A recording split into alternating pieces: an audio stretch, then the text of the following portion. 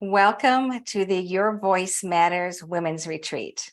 We are shining a light on self-doubt so that you can stop second-guessing yourself and start speaking your truth. I'm your host, Mitzi McMahon. So today we're joined by Lisa Rose Lodeski. Lisa is a soul coach who helps women transform their lives with guidance from their soul and practically applying intuition to create change. Welcome, Lisa. It's so nice to have you. Thank you. I'm excited to be here, Mitzi. So self-doubt, it's a big topic and it impacts us in so many different ways.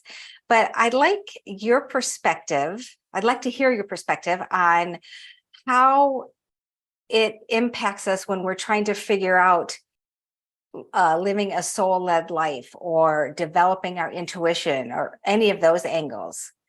All right, so let me start with intuition because everybody has it.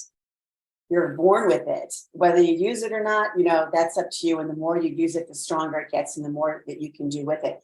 But this is the very first clue that usually you're a spiritual being. There's more, you have a higher self.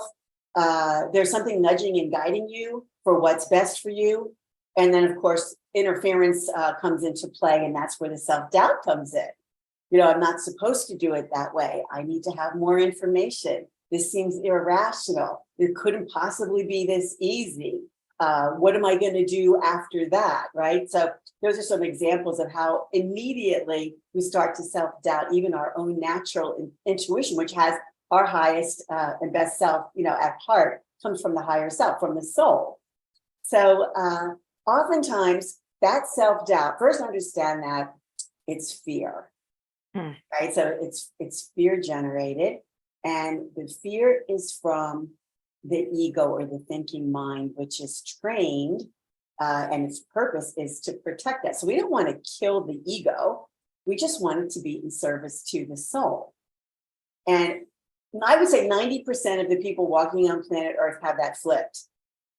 They check in with their soul or their spirituality, or their higher self every once in a while when it's cool or fun or convenient or they're in a retreat, but they don't actually live with that as the centerpiece.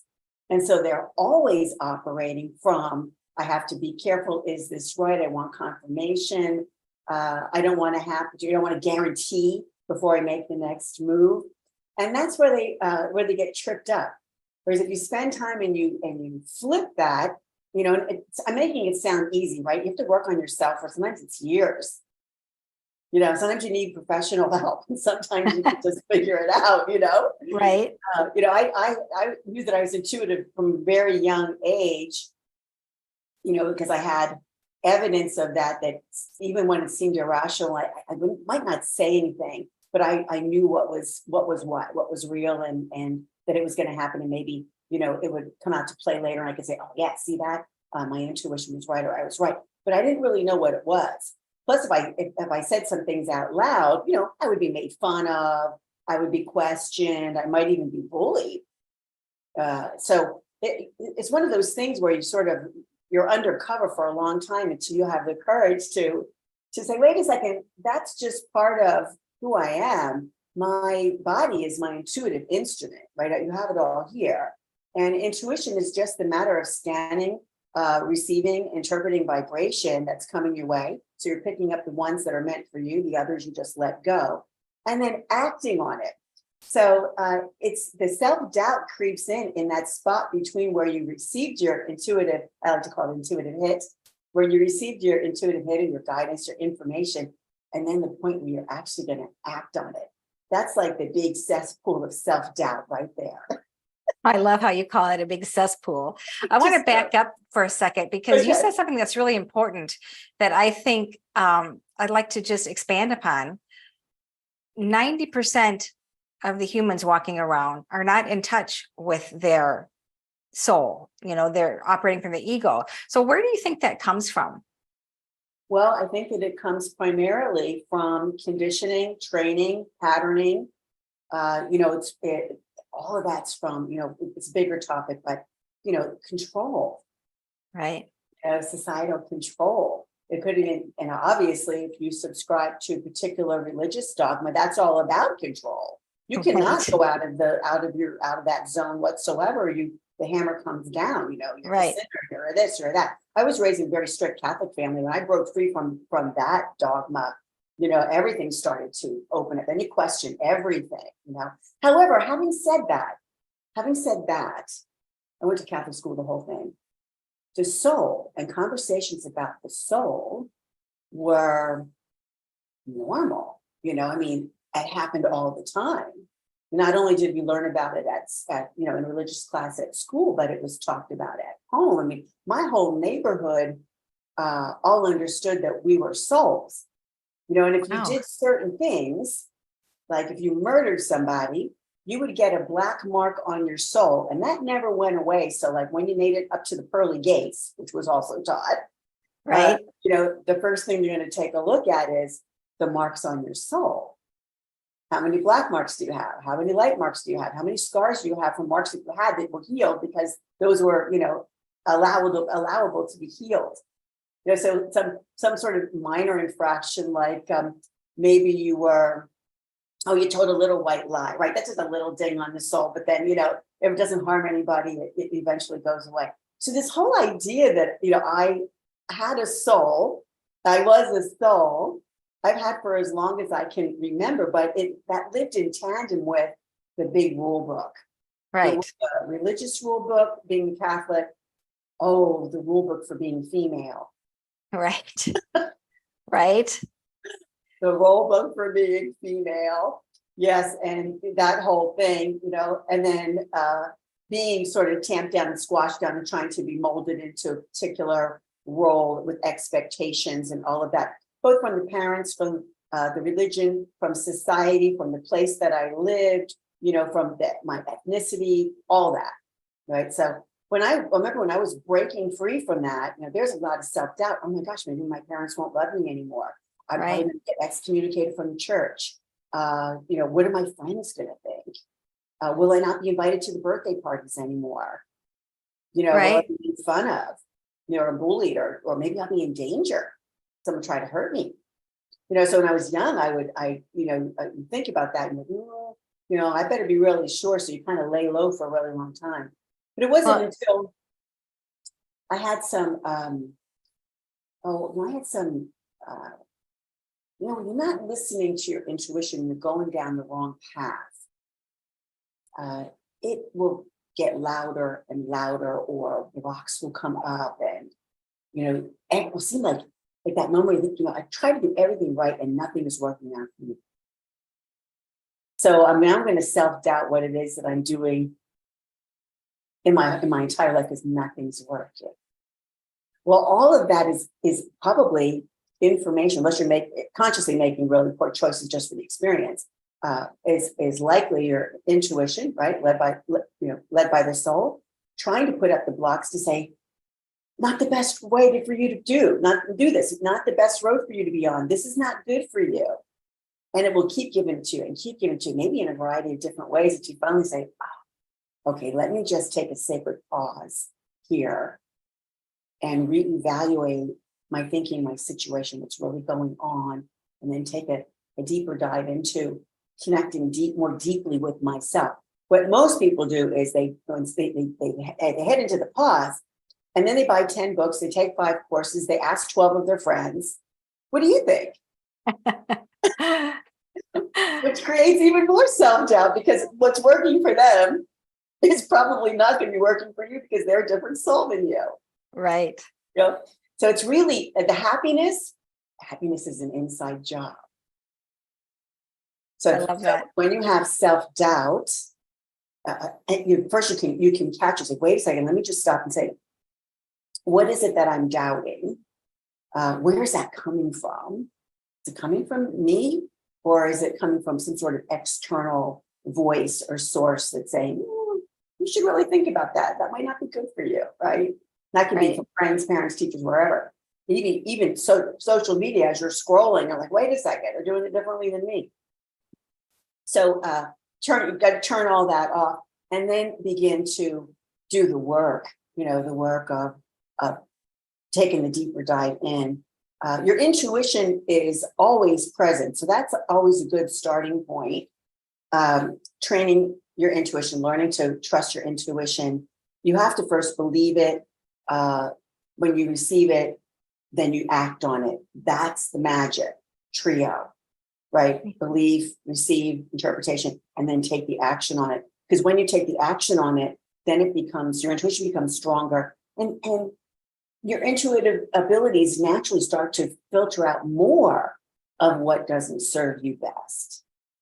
You're like, you might meet somebody with a smile on their face that doesn't have good intentions, and you might have to go through a couple of hard-earned lessons with that person before you let them go and realize that wasn't a good friend or a good connection for you. When your intuition is better, you can walk in the room and you can scan the room, not even purposefully, almost subconsciously, and you'll gravitate towards those that are on your frequency, and those that aren't don't really show much interest in you because they can't control you anymore. Well, that requires a certain level of trust, right? Yes. And to reiterate something you said earlier, we are being bombarded from these messages from all sides, right? Yes. About how we should be, what we should look like, how we should think, what is okay. So really disengaging from all of that. And I loved your phrase, a sacred pause. That's beautiful. And I see it sort of as disengaging from all of that and going into that space so that you can reevaluate and really start hearing your intuition and beginning to trust it.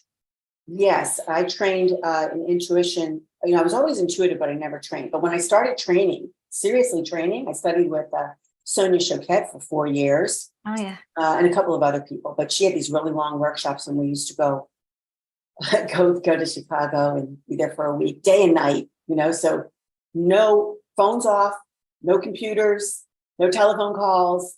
You know, I mean, it was just really, we were just kind of locked into the intention and the space.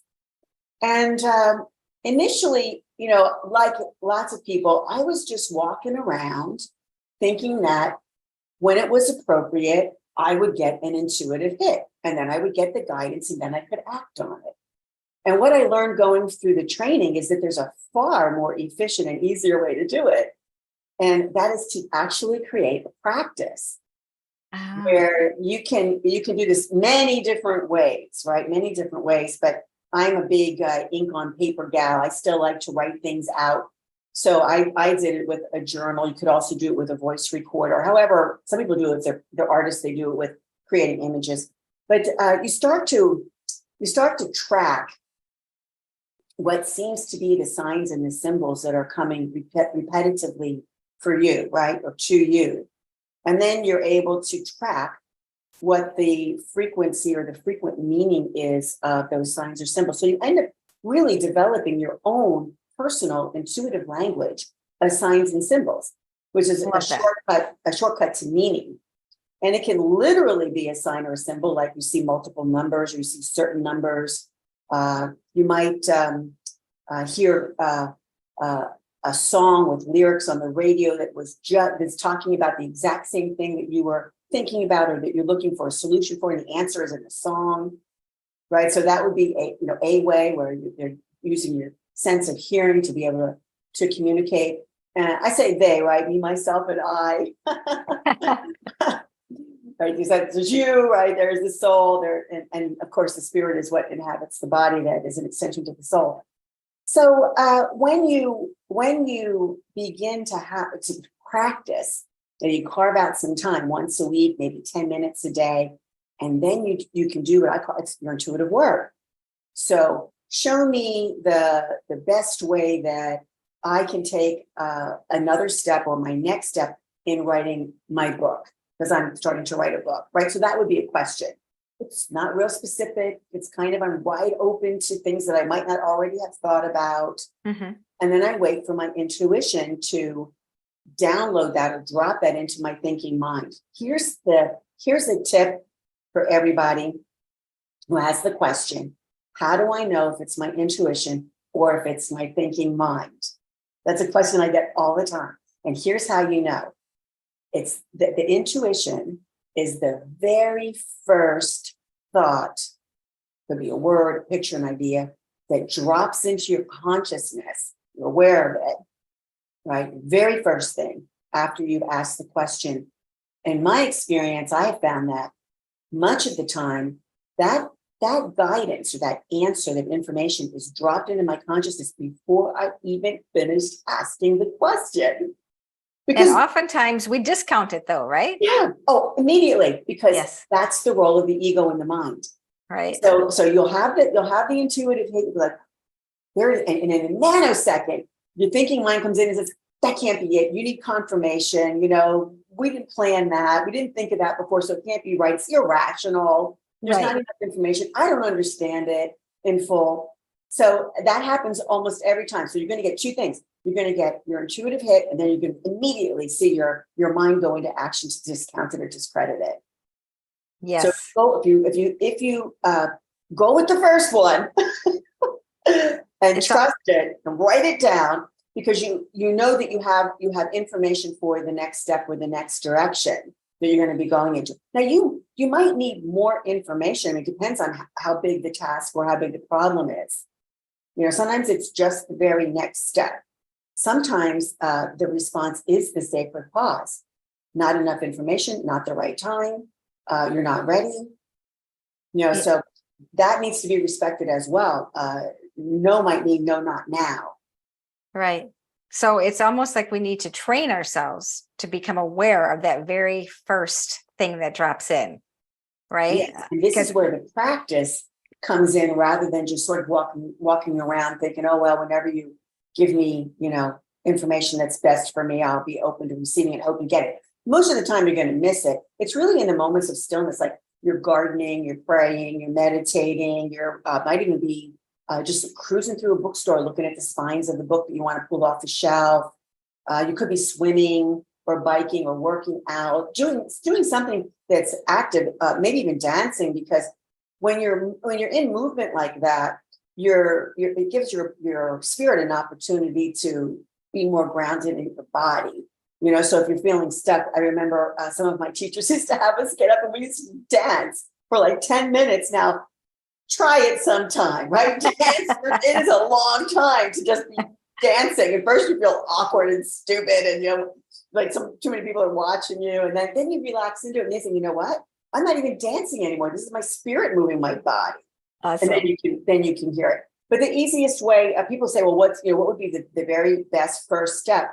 And my answer to that is always learn to meditate, properly meditate, where you disengage the thinking mind from your spirit.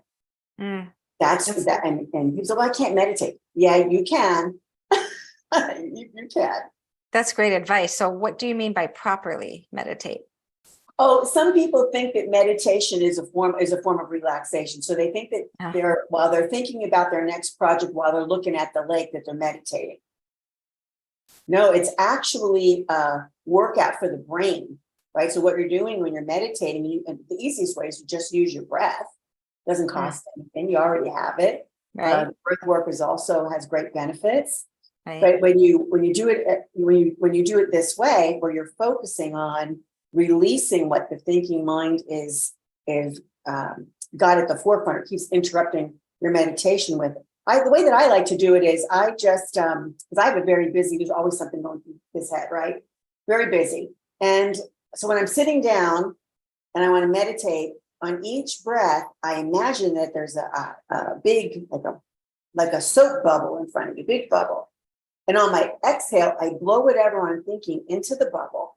And then I let the bubble orbit around me. Oh, I love that. And I do that with every breath until there's no longer anything running through my mind. So my mind is now, all my thoughts in my mind are orbiting around me. I actually picture myself sitting like a Buddha or something, and all the orbits like planets are revolving around me to the point that I get where there is nothing left to put in the bubble. Sometimes that's 10 minutes, sometimes it's 90 minutes, depending on what's happening in my life. But I find that in that space, when I finally have a place for it to go, rather than just trying to ignore it, right? I have a place for it to go. Right. And then I can sense myself as a spirit and as a soul. Oh, I love that. It's just me with a capital M. And it's when I get to that space, then sometimes I will start doing the work. What is it that I would like to experience next? How is it that I would like to feel in my life going forward?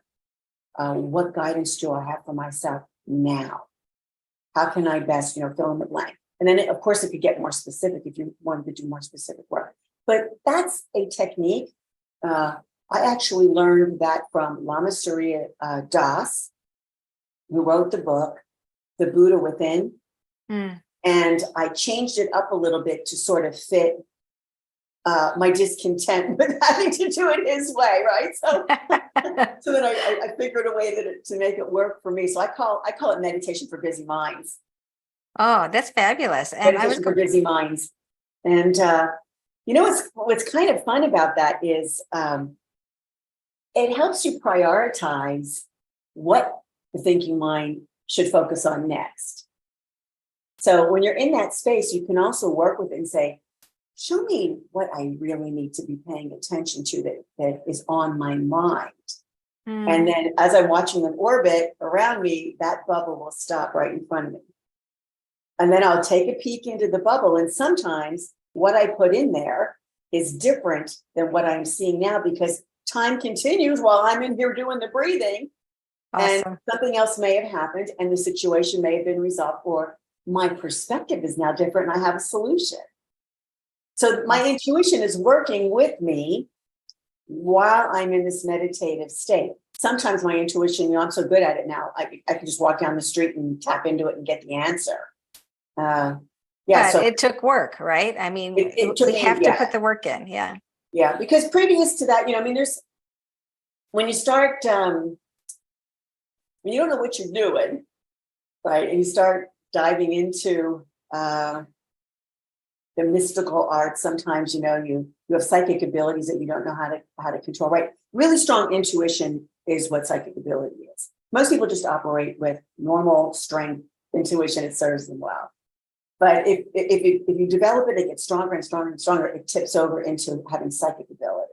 And then you can do more with it, like communicate with dead people, receive spirit guidance, communicate with a spirit council, work in the Akashic records, things like that. Most people don't need that much ability to conduct their lives. So, but it can open the door to some negative experiences. This is why you have to shore up your energetic boundaries, be very clear on your intention, say no to that which doesn't serve you. And then when I call it, when you raise your vibration. Well, vibration, it's energy coming at you, but it's the frequency on the vibration. So you want to elevate the frequency. So this negative cast of characters, whether in the spirit world or in the real world, they're not really interested in you anymore.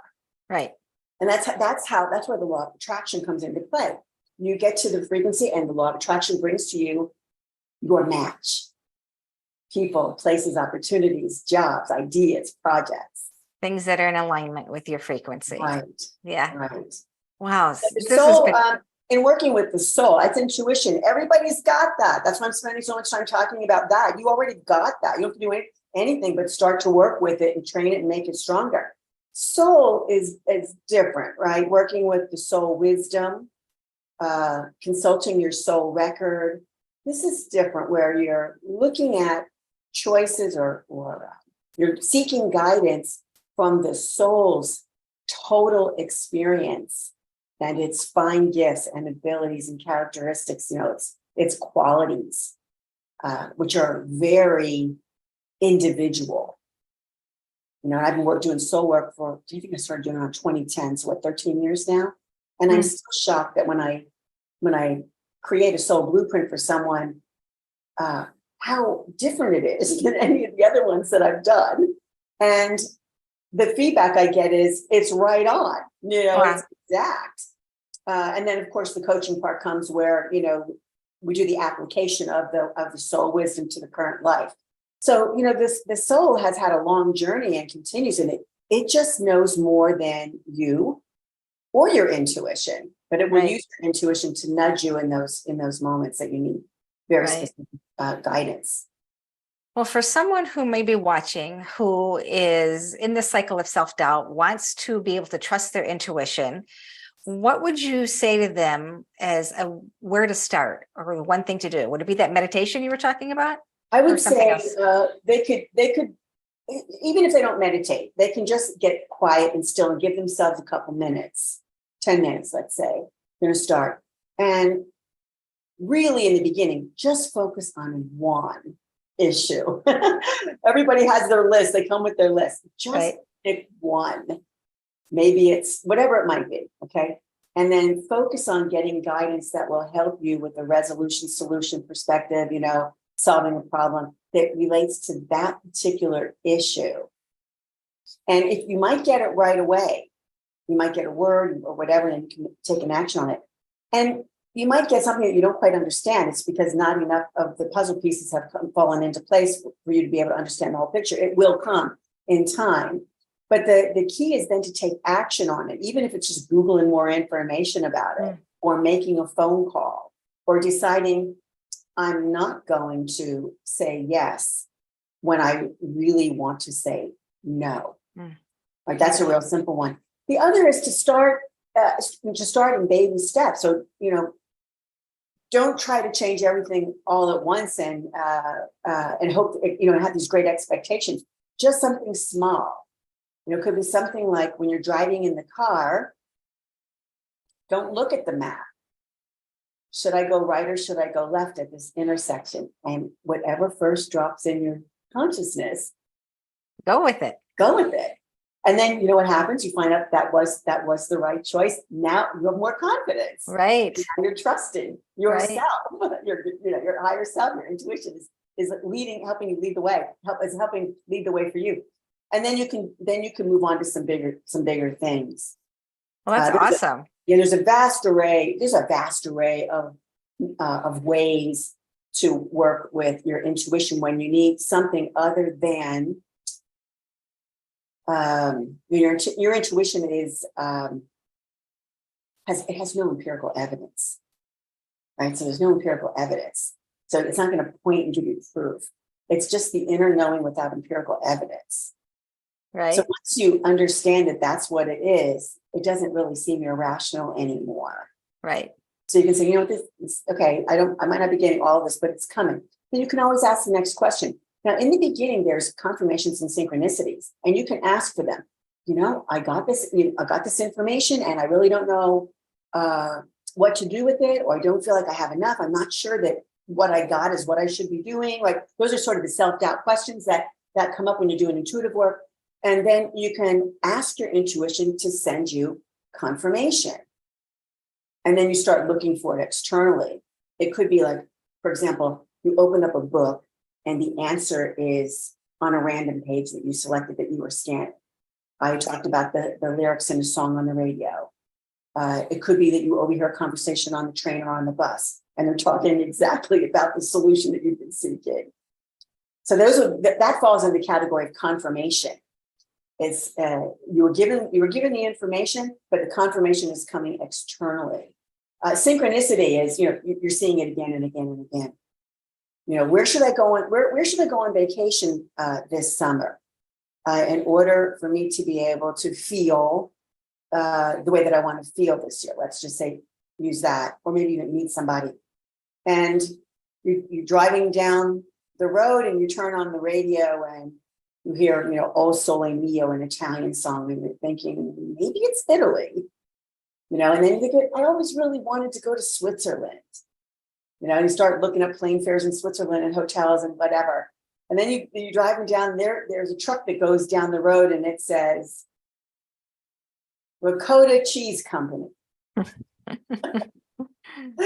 Italian again, right? So that would be synchronicity. You walk into a party and somebody just got back from Rome.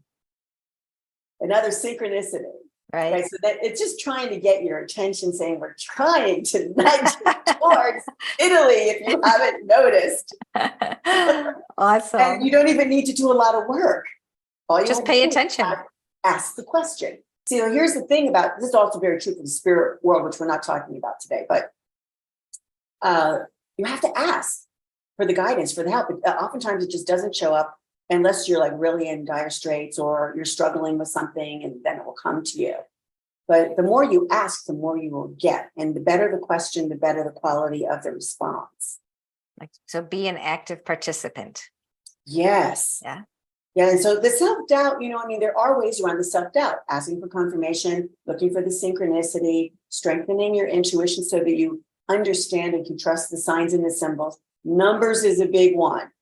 When I was trying to figure out my intuitive language of signs and symbols, I started noticing repetitive numbers.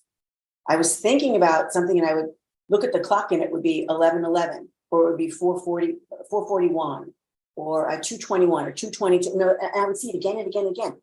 Then I would go to the store and my receipt for the groceries would be $22.24. So, and I'm thinking, what does it mean? What does it mean? What do these numbers mean? And so then I went out and got the big angel number book and, Right. numerology and all of that. And sometimes the meaning is very lukewarm, I would say, or generally like that, but that's their work.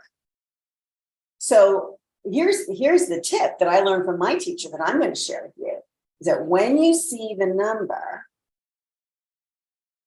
think about what you were thinking about right before you saw the number, not when you saw the number, not while you're looking at the number. You have to roll your memory back to the point of what was I thinking about right before I saw the number. And that's the meaning of the number, or if that is what the number has to do with.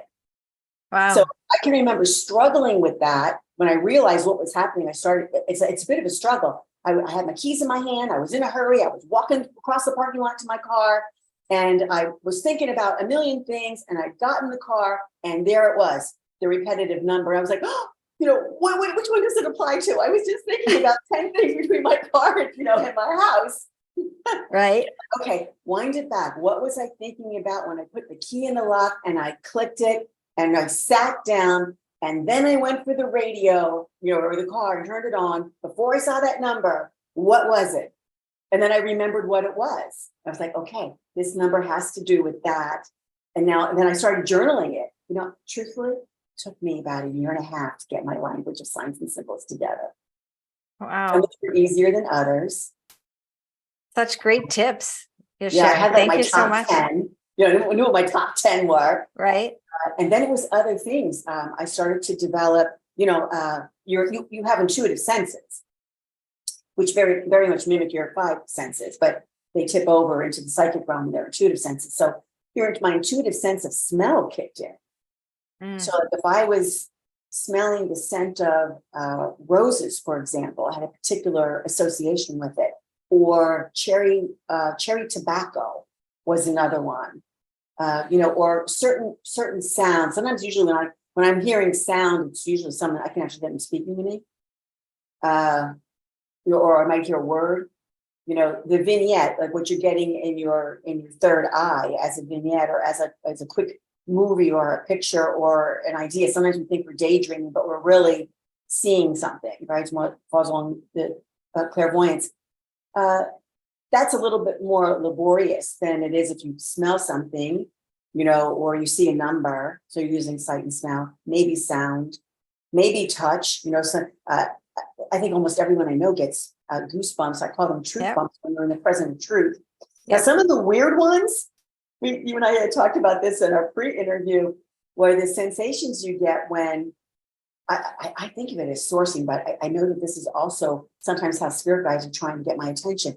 I feel like this tingling, wavy energy that enters my crown chakra up here, in a pulsing way. It comes down. It might even come down my arms. And that varies in intensity from very mild. I might get a little bit of it, almost like when your hair stands on end, and you feel like it's chilled or something, or your hair rises on the back of your neck. Right. You get chicken skin, but it's a little different than that. It's literally coming through my crown chakra, and for me, it's never scary. It's always that I am connecting. Usually, it's direct connection between me, my spirit, and my soul. So in those moments, I will often stop what I'm doing, and I call it sourcing, and I will just allow it. I will allow myself to receive whatever's coming, without like torturing my mind about what's happening, Right. So I just I let it come, and then it dissipates. And then I usually find that I am filled with whatever it is that I need to move next. In the direction, move next, or move in the direction of or something. But that's, that's unusual. And if I hadn't already done the work, I probably would have been frightened by something like that and thought there was something wrong with me and made an appointment to go see my physician, Right. Well, this has just been awesome. So full of information. Thank you so much for sharing all of these tips. Yeah, you're welcome. You're welcome. And you have a free gift that you'd like to offer our audience. Can you tell us a little bit about that? Yes, soul mapping. Soul mapping is the gift. You can opt into it on the link that I provided. And what it is, it's a tool, it's a planning tool that I created that you can start any time of the year, really. It's a process. I take you through a planning process where you chart your future with your soul wisdom. Awesome. So there's a lot of tools in there that I use to get you there, including future visioning, where you can visit yourself 1 year from now and see how the choices that you're making now pan out. And then you can adjust. You can make an adjustment if you don't like what you saw. Oh, awesome. That sounds great. Yes, So it's fun. Soul mapping. For those of you watching, please be sure to click the link below to pick up Lisa Rose's soul mapping offer that she's got for us. So any last thoughts you'd like to leave us with? Yes. And it goes back to self-doubt where we started. I want everyone to understand that you are an experience. You're an experience that others are waiting to have, or to happen to them. And you're not like anyone else. And this is why it's so important that you don't care about what other people think about you. It's none of your business. What they think about you is none of your business, number one. And it doesn't serve you, number two. Because when you do care, when you start thinking, oh, what will other people think about me? Start doubting yourself. What happens is you change. You change to suit that situation, that group, that person. And then you are no longer able to be that experience that somebody else is waiting for from you as a soul. So that's what I would like to leave them with, to crush that self-doubt. Understand that you are an experience. Awesome.